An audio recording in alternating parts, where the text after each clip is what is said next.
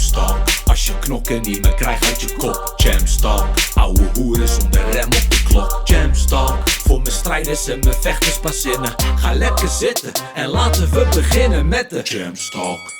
Jams, welkom bij alweer een gloednieuwe episode van ChampsTalk. We zijn vandaag in Amsterdam bij Mike's Gym en we zijn hier voor de sniper. Zijn naam is Stoyan Koprivlenski. Die staat voor Glory Rivals nummertje 4 in Tokio, Japan. Ik wil hem van alles bevragen. We gaan ook even terugblikken op zijn verloren Light World Title Fight versus Tijani Bestati.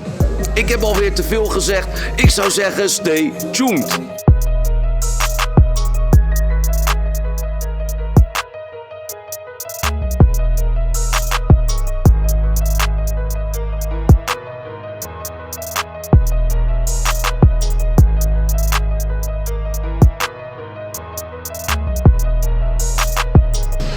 Champs, I'm with Mr. Sniper, Stoyan Koprivlenski.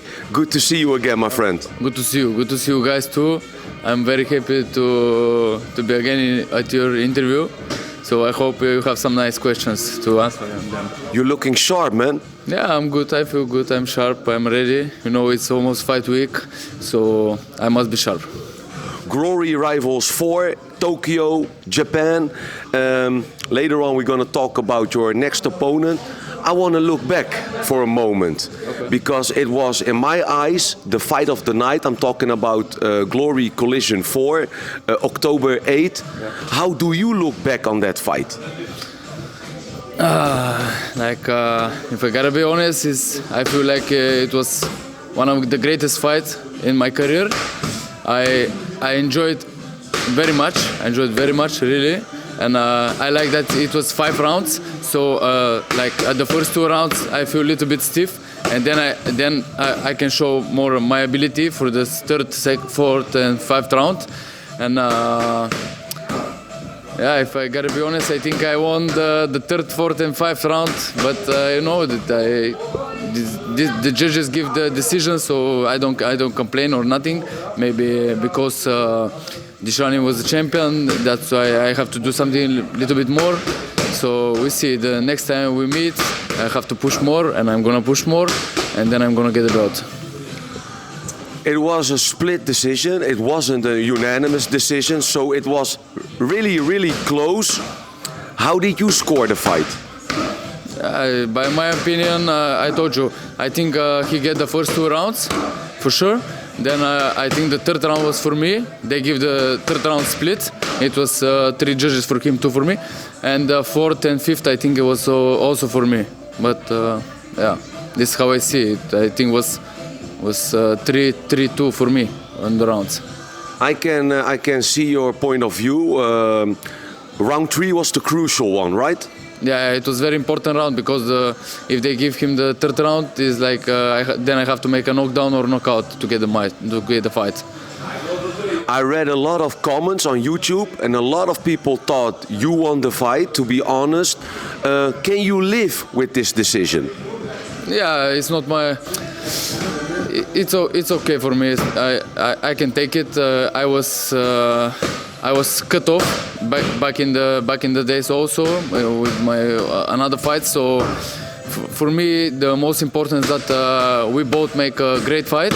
The people who was there and the people who were watching on YouTube or other streams, they enjoyed the fight, and they all have a good opinion about this fight.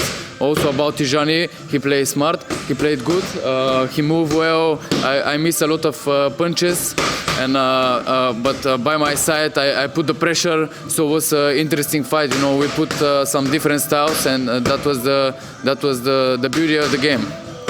Yeah, you're absolutely right. I thought, again, it was the fight of the night. I really enjoyed that fight. And the Gelderdome Arnhem was also enjoying it. There were a lot of fans. Mike Passanier, I was there, but I couldn't hear him. What did he told you between the rounds? Actually, he was telling me to just go deeper and just put more the pressure, because he know how hard we were prepared for that fight, and we were sure that I have the better conditioning and was the better shape. So basically, he was just telling me to keep doing the pressure that I'm doing. Round 4 and 5 are the championship rounds, and you showed a lot of stamina.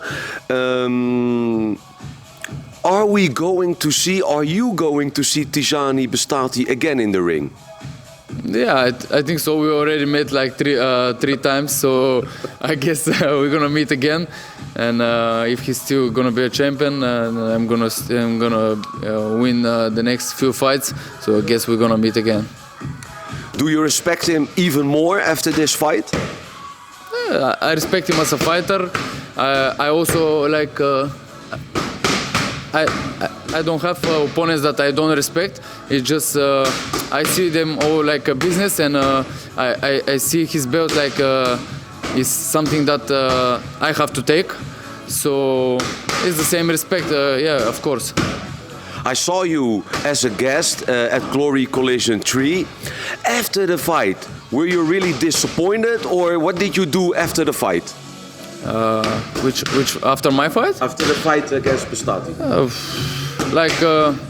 Like I told you, I was happy. That was a great fight. Many people also from the Moroccans, they wanted a picture with me. They say congratulations, it was a really great fight. Some of the Moroccans said I think you won. So this also give me a good feeling. You know, I prefer to look better and to think better about this fight, not keep the bad feeling. So, and it doesn't matter, it's already over, so I just have to look forward and work more, and that's it. But yeah, I enjoyed it after that. I enjoyed some fights. I watched the Badr fight. I was really hoping he gonna win. It was yeah. It was. I was not happy from the outcome of the fight, but it's okay. I enjoyed the whole feeling in the area. The whole experience. It did live up to the expectation, I must say. You promised in our show that you're gonna give us a war, and you kept your promise. After that, because it's only 2 months just passed, and you're already fighting your next opponent. Did you already go to Bulgaria to see your friends and family? Yeah, I went to Bulgaria like for 2 weeks. Usually I go like between 1 or 2 weeks after the fight, but this time I needed a little bit more to recover my legs because it was open from the fight. Yeah, so yeah, I enjoyed some rest, but I don't need much rest. I'm focused. I don't like to rest too much. I want to give just the body as much as you want, and then I want to start. Yeah.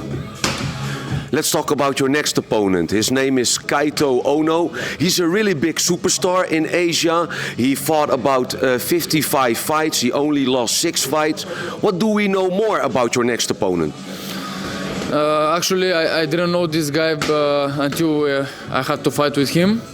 So then I checked some fights in YouTube, and I saw like, yeah, maybe he's some kind of superstar. I know he's a champion of Shuto boxing. Yeah. Also, he come more from the featherweight, from 65, 68 kilos, and I think I'm gonna be the stronger fighter in the ring. This is what I know. He's fast. He likes to play more counter attack. He don't like big tempo, and yeah, I think I'm gonna put this. But we'll see what's gonna. You know, I always say like that. I prepare for everything, so and I can do everything like kicks, punches, knees, pressure, counter attack. So I just gonna go in the ring and feel what's getting better for me. You know, what's his weak points and what's my better points, and then I'm gonna work on them. And that's it basically. Nu. Wat? Op wat wacht je nog? Nog niet geabonneerd op ChampsTalk? Wat? Als je vechten niet meer krijgt uit je kop, ChampsTalk, begin te abonneren. Duimpjes omhoog, reactie achterlaten, nog een keer die duimpje omhoog. Daarna delen met je vader, je moeder, je zus, je tante, je nichtje, je neefje. En join the ChampsTalk family. Kaito Ono is indeed a former super featherweight champion, also a lightweight champion. You're very famous because you always give your opponents a lot of pressure. Did you change something in your preparation to this fight? No, I think it's basically no. It's basically the same. Yeah, it's basically the same. So it's the same. Just we put put hard tempo on the conditioning trainings, the power trainings are on point, and the kickboxing training same. Just some pressure, maybe the same pressure. You're always fighting your opponents in their home country. Here you fought Tijani Bestari with a lot of Moroccan fans. Now you're going to Japan, to his countrymen. It doesn't matter for you. Yeah, I don't care. I just go for the fight, and I'm happy Glory give me very often fights, so I can grow up like this. But for me, it doesn't matter where I fight. Just it's important the decision to be right, not to get that home back support. Are you underestimating your opponent? No, never. I never do this. How do you think you're going to beat him? You already give us a little bit of specifics, but how do you think you're going to beat him? I think I'm gonna put some pressure on him. Just put some body weight, more power. When I saw his opponents that he used to fight before, he don't have so much strong opponent like me. So I think he'll feel like the pressure with the body different with me, and then it's different. Then he can get tired faster. When you fight with lighter opponent and you can fight. You don't feel the pressure, you don't get tired the same. When you feel the pressure from the body weight, like if I'm like 5-6 kilos over than him, then he must fight with the wall, then he gets tired faster. And I think this is gonna be the key point of the fight. Is Mike Passanier going to be in your corner? Yeah. Mike Passanier and Milano Khadum, my conditioning and power trainer. Are you going to enjoy Tokyo? Are you going to stay there for a little bit? I think we're gonna do like total 5-6 days, something like this. And for sure we're gonna enjoy. Mike and Milano been there a few times. They know some good places. They're gonna show us. So I can't wait for the Japan. It's your first time in Japan? Yeah, first time. And but yeah, for me it's the most important. I don't go to travel around the world. I just go to do my job and get that W. So this is the most important for me. I want to ask you, we're here in Mike's gym, and one of the kickboxing goats, Badahari, also is starting to train here again, I must say. Did you already meet him? Yeah, I met him. He came a few times for training. It's good. I'm happy he's back. It's good for the gym, and I hope he get in a good shape and get the next fight win by knockout. I know you don't want to talk about other fighters, but if Badr decides to fight one more last time, which opponent should he take? I don't know, man. I never thought about that, but hard question. I don't know. I think he must get the win from the Polish guy, but he's out of glory. Good one. Yeah, he's out of glory, but I don't know who yet. I don't know. Arek Rosek, maybe in Poland. That's a good one. Or Benny or Hesdy. Those are the three names I came up with. Yeah. Benny is also a good option, I think, for him. Yeah. To finish his career. Another two legends, Jamal Ben Sadiq and Antonio Plazibal, also train here. Who should take the next fight against Rico Verhoeven, in your eyes, to be honest? I think now is time for Plazibat to take his title shot, and he already stay a few months on the #1 contender. So now is his time. Objectively, who do you think is going to win the fight? Rico Verhoeven versus Antonio Plazibal, and in which manner you think the fight is going to happen? Rico Verhoeven and Plazibat? I think Plazibat for sure. Yeah. He must put the pressure. He must just put the pressure. Rico is a good sportsman, good athlete. He's good in the last rounds, as you can see also with the fight with Jamal. Jamal gave him some pressure in the first two rounds, and then the fight go on the Rico side. So I think if the fight is like in a 2 or 3 rounds, if the fight finish in 2-3 rounds, it's gonna be good for Antonio if he can knock him out in the first two round. If the fight go longer in the five rounds, then maybe it will be a little bit close because you don't know. Yeah, you see the Rico has good not only conditioning, but he also get a knockdown. He stand up, he keep fighting, he goes. But I'm sure that Plazibat gonna prepare good for this fight. He's already mentally very ready, and I think he's gonna be also conditioning ready, and like a good tactic for this fight. I think it would be a great headliner for Collision 5. Would you like to fight on that same card as him? 100%. Against Bastati? Yeah, it doesn't matter who they give. Yeah. I want as soon as possible to fight for the belt. How many fights you think you must take before you come back for the light world title? If I have to say, I'm ready to fight even December. Even now? Yeah, even now. Even now I'm ready to fight for the belt, but maybe one fight. Yeah, maybe after the Japan, maybe one more fight. I don't know, it doesn't depend on me. Sometimes if there's nobody ready to fight for the belt, maybe they put number, the number 5. You can see this also happen in UFC and the other organization. So it doesn't. I think the rankings doesn't matter. So yeah, maybe I get this win in Japan and they give me a title fight again, or maybe they give me another fight and then title fight. We see. Just be ready. Yeah, just must be ready for whatever. How did react your fans in Bulgaria? Because I know you're a really big name in your own country. How did they react? Did they watch the fight? My fight, last fight. Yeah, they watched it. A lot of them came here in the arena. Yeah, you can hear them. Everybody was happy. Like no bad comment for that fight. Yeah, everybody was happy.